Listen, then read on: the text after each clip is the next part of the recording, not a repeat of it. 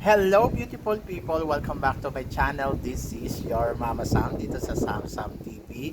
Kamusta naman kayo mga amigo, amiga, kumare at kumpare? Sana lahat kayo ay okay na okay ngayong araw na to. Syempre kung ako naman ang tatanungin nyo, nakikita naman din yung fresh overload pa rin ang Mama Sam ninyo. So yon.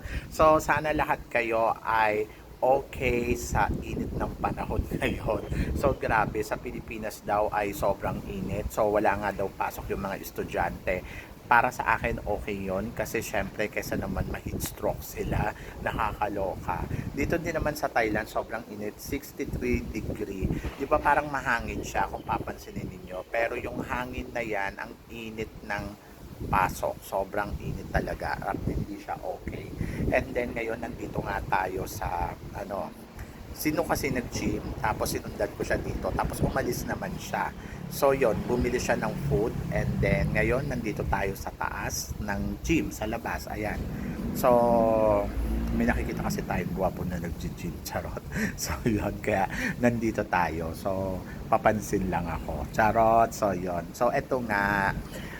Syempre kagabi sa NATCOS ang daming mga kandidata na pasabog. Sabing ganon, binigyan daw ng tig 50k ang bawat kandidata. Tapos doon sa tatlong nanalo is tigwa 100,000 ang bongga. So doon sa mga nanalo, deserve naman talaga nila yon. At nakita naman natin na sobrang winner na winner. And then doon naman sa mga hindi nanalo, may tig 50k sila. So okay na rin yon. So bawi-bawi na rin sila sa performance, sa hirap, sa pagod. So ikaw ba naman bayaran ka ng 50k, ayaw mo yon. So sobrang yaman talaga ng Sultan Kudarat. Grabe talaga sila sa paandam nila, grabe talaga sila sa mga paeksena. At nakita naman natin kagabi doon pa lang sa NATCOS na competition, Diyos ko, para ka na nanood ng Coronation Night. Kaya ngayon, ang sabi nun lahat, tingin ko daw ba, ano daw ba ang ine-expect ko o ano daw yung gusto kong makita sa Coronation Night ng Miss Universe Philippines. To be honest, kung ako ang tatanungin ninyo, syempre, more pasabog. So, talagang dapat nakita na nila to kung gaano kaganda yung Miss Universe Philippines noong coronation, noong national costume competition. So nag-expect ako na dapat mas maganda, mas pasabog, mas bongga, di ba? Kasi syempre, nakita naman ninyo yung entablado nila last night. Diyos ko, para ka nang nanood ng international pageant. At yung kung coronation na ito kagabi, ang bongga, gusto ko yung pa-runway.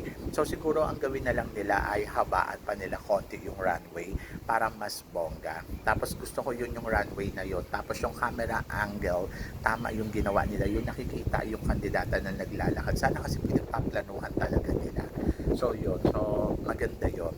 And then, habaan na lang nila konti tapos lakihan pa nila konti yung stage kasi syempre nga naman kung katulad dito sa Sultan Kudarat yung stage na gagamitin medyo maliit, magsisiksikan sila, so siguro dagdagan pa nila ng konti pang laki, luwang na maluwang konti, pero okay na yung ganong eksena. And then plus yung haba ng stage. So, yun napaka-importante nun.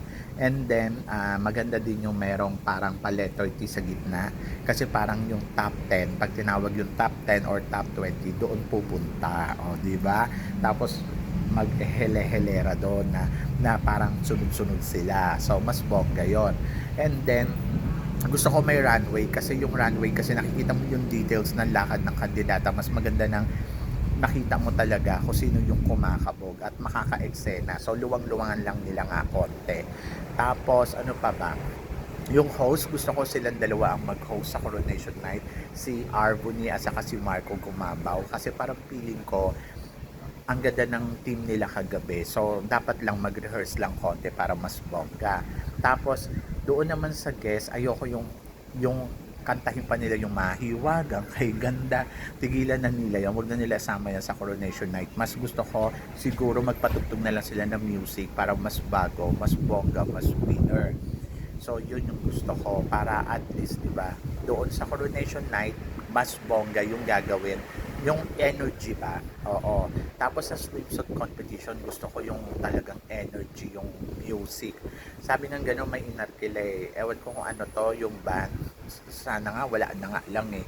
Pwede naman silang mag-play na lang ng DJ, yung ganun, yung music talaga na pack. And then, of course, sana yung backdrops nila sobrang bongga, yung parang maalam isliran, yung HD, ganon, yung katulad na ng nakita natin dito sa pageant nila dito sa Sultan Kudarat. Yun, gusto ko yung talagang pabonggahin pa nila ng konti. And then, ayun, dapat malinaw at saka maliwanag. So, yun, please lang, dagdagan nila ng maraming ilaw, diba? Para kita mo yung girls, kita mo yung detalye ng makeup, kung ito ba ay maganda o ito ba ay hindi.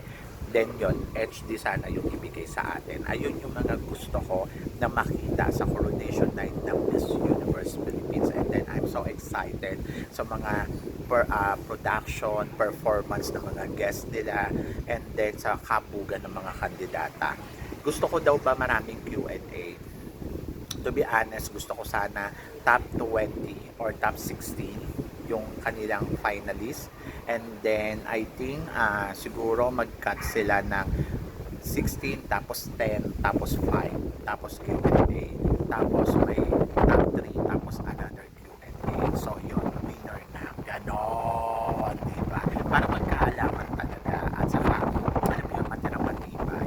So, gusto ko top 3 lang. Bakit? Gusto ko first runner-up, second runner-up, first runner-up, and title. Ayoko na yung ang dami-dami, 5 sila, tapos wala din yung mga silbi. Mas maganda na lang yung 3 lang. Kaya nga gusto ko top 16, then top 10, and then top 5, and then top 3. O, di ba? Ewan ko kung hindi sila ma-alarm at mas bongga yun. So, yung top 5, I think that sasala na sila sa Q&A. And then kung sino yung pinakapanalong sumagot doon, gusto ko sana top 3 na. Ganon. And then, ano pa ba ina-expect ko? Siyempre, wala na. Ganun lang. So, laban lang.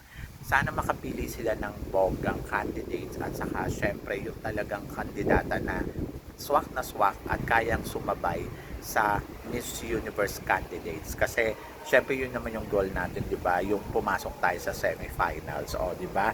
Sabing ganun kagabi daw si Atisa, nilang paso daw di Iloilo. To be honest guys, be proud to Iloilo. Para sa akin, natuwa ako kasi siya yung best national costume. Yung performance na pinakita niya, sobrang maging happy kayo doon kasi sobrang galing talaga ni Iloilo doon. At wag nun niya nang wag na kayong masyado pang maging parang tawag dito, yung parang mayabang. So, mas maganda na lang yung humble kayo. Mas maganda yung be happy for Alexi Brooks, and then tignan natin sa mga susunod pang eksena ni Alexi, sana makapalo pa siya at sana katulad din ng ginawa niya sa national costume, sana makapalo siya ng ganong kabongga para mas winner, di ba? So, doon naman kay Atisa Manalo na nilampason daw ni Alexi Brooks ko, yan yung tingin ninyo, okay yon, walang problema. Pero syempre, si Atisa ay mananatiling Atisa. Sabi ng gano'n, si Atisa wala naman dapat patunayan dahil napatunayan niya na yung sarili niya ng maraming beses. And then, alam na natin yung galaw ni Atisa na talagang nandoon siya na she wanted to win. Na hintayin na lang ninyo kung ano pa yung mga pasabog ng mga kandidata and be happy kung sino ang mananalo. And then kay Atisa Manalo naman ay laban lang. Nakikita naman natin na nagpe-perform din naman siya. Pinapakita naman niya yung galing niya, pinapakita niya yung lakas niya. And then tingnan natin kung si Atisa nga ba ang tatanghaling bagong Miss Universe Philippines ngayong taon na to. So, yun lang. So, wala tayong dapat na, ay nako, ang galing ni ganito, ay nako, winner si ganito, ay nako, ganito. Be happy. So, happy kami na nanalo si Alexi at deserve niya yon. So, hindi lang si Alexi, kundi si Northern California, si Southern California, sino ba to? Si Tacloban, na talaga naman karapatan din nilang mapansin kung ano yung dapat na mapansin sa kanilang performance yesterday. At lucky kasi syempre nakita ng judges, nakita ng lahat kung paano nila in-execute yung kanilang national costume. At dahil magaling sila, na ipakita nila yung best nila, ang ganda ng idea ng costume nila, nagwagi sila. So, be happy na lang doon, diba? So, yun. Kasi naman yung may mga ganyan-ganyan pa tayo. Ang importante ay maging masaya tayo para sa lahat. So yun, si Atisa naman, nakikita ko pa rin naman na talagang she one of the best candidate and siya pa rin yung nakikita kong number one dahil sa performance na ipinapakita niya mula nung simula hanggang ngayon. Talagang nakikita ko na umaarangkado pa rin ang isang Atisa Manalo, and then abangan na lang natin kung siya ang kokoronahan sa May 22 na malapit na. So ilang tulog na lang ba? 23 days to go. Miss Universe Philippines na. So, are you excited guys? Kasi ako, yes, sobrang excited ako. And then, of course, please don't forget to click like and subscribe my channel. At i-click nyo na rin po yung notification bell para lagi kayong updated. Syempre sa aking mga chika. So, guys, hanggang dito na lang. Hanggang sa muli nating chikahan. Nakita ko na si Nu. So, see you again tomorrow. Have a nice day, guys. So, happy and chill lang. So, yon.